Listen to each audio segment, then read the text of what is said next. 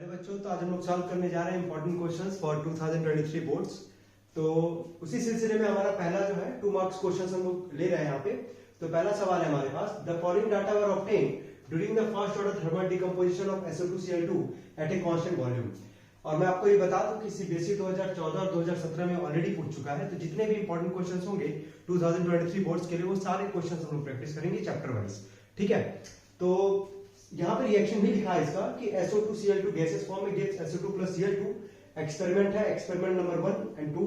Time है आपका 0 और सेकंड में आपका कितना 100 और आपका टोटल प्रेशर या फिर पर एटीएम कह लीजिए आपका दिया गया 0.4। पहले एक्सपेरिमेंट में जब टाइम 0 है तो प्रेशर कितना मिल रहा है 0.4 और सेकंड एक्सपेरिमेंट जब टाइम आपका 100 सेकंड है तो आपका प्रेशर मिल रहा है 0.7। और हमसे बोला है निकालने के लिए कैलकुलेट द रेट कांस्टेंट और साथ में हम लोग को दो चीज दिया गया है, log 4 का वैल्यू दिया गया है और log 2 का वैल्यू दिया गया है।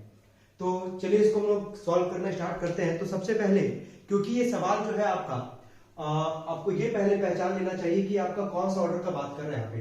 तो आपका ये बात कर रहा था यहाँ पे फर्स्ट ऑर्डर का, और फर्स्ट ऑर्डर के लिए अगर आपको याद आ रहा हो फर्स्ट ऑर्डर का आपका दो फॉर्मूला है। एक तो नॉर्मल कंडीशंस के लिए याद आपने किया होगा K = 2.303 अपॉन में T2 - T1 log R0 upon में R। एक और फॉर्मूला होता है जो होता है वेपर के लिए, और यहाँ पे हम लोग वही लगाएंगे वेपर वाला केस, क्योंकि यहाँ पे आप देखेंगे तो कहीं ना कहीं जो कंडीशन तो हमारे गैसेस फॉर्म में दे रखा है। तो जब आपका सवाल गैसेस फॉर्म में आएगा तो आप वेपर वाला ही फॉर्मूला लगाओगे, जो कि मैं यहाँ पे भी लिखने जा रहा हूँ। आप लोग वीडियो पॉज करके अगर चाहो तो क्वेश्चंस भी नोट कर सकते हो, अगर आता है तो आप क्वेश्चन सॉल्व कर सकते हो।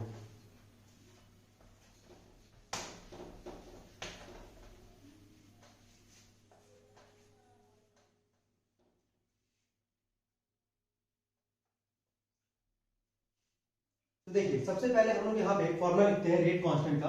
तो रेट कांस्टेंट फॉर आपका फर्स्ट ऑर्डर और वेपर फेज में आपका फॉर्मूला क्या होता है 2.303 अपॉन में T2 - T1 log PI। PI का मतलब होता है आपका इनिशियल प्रेशर, ठीक है, और यहाँ नीचे होता है 2PI माइनस पे PT। ठीक है, ये आपका फॉर्मूला होता है जो हम लोग यहाँ पे वेपर फेज के लिए हम लोग यहाँ पे अप्लाई करेंगे।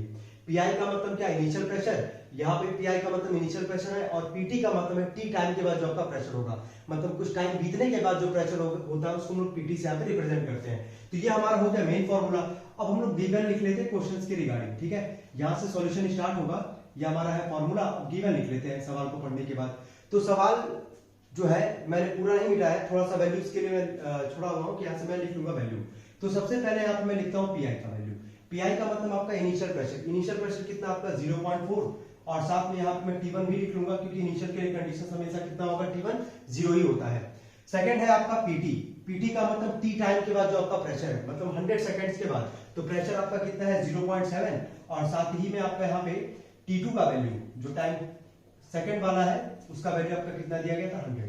ठीक है, और आपका log 4 का वैल्यू दिया है, log 2 का वैल्यू दिया है। वैसे log 2 तो सबको याद रहता है, log 4 भी आपको याद कर लीजिएगा, नहीं तो अदरवाइज सारे क्वेश्चंस में जितने भी log वाले क्वेश्चंस होते हैं वहां पे एग्जाम में जरूर आपको गिवन log का वैल्यू दिया रहेगा। ठीक है, तो उसके लिए आप परेशान नहीं होंगे। तो इसको हम लोग अब सॉल्व करने जा रहे हैं, केवल यहाँ पे हम लोग को वैल्यू इंप्लीमेंट करना है। ठीक है, तो K = 2.303 अपॉन में T2 - T1। T2 का वैल्यू कितना 100 माइनस में 0 log PI का मतलब इनिशियल प्रेशर कितना था 0.4 और नीचे है 2 इंटू में PI, तो 2 इंटू में 0.4 माइनस में PT का वैल्यू कितना हमारे पास 0.7।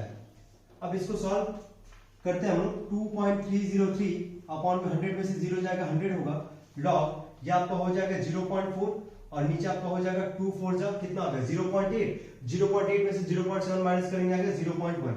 ये आपका यहाँ से पॉइंट कैंसिल आउट हो जाएगा क्योंकि सेम प्लेस ऑफ डेसिमल है। तो K बराबर आपका हो गया यहाँ से 2.303 अपॉन में 100 log यहाँ से आगे 4/1 का मतलब कितना हो गया 4।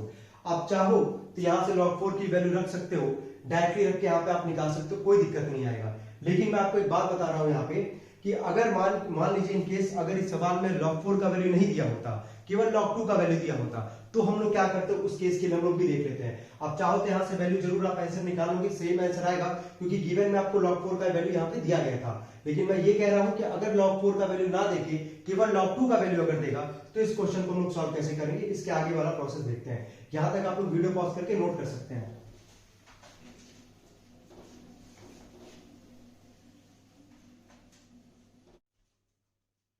तो log 4 को हम लोग लिख सकते हैं k is equal to 2.303 upon में 100 लॉग, यहाँ पे हम लोग log 4 को लिख सकते हैं log 2 पे पावर 2, है ना, लिख सकते हैं हम लोग 2 पे पावर 2 का मतलब 4 ही होता है आपका। अब यहाँ पे लिखने का क्यों यहाँ पे मेन रीजन था कि यहाँ पे एक फॉर्मूला आपको दिख जाएगा log a to the power b, और log a to the power b का फॉर्मूला होता है b log a।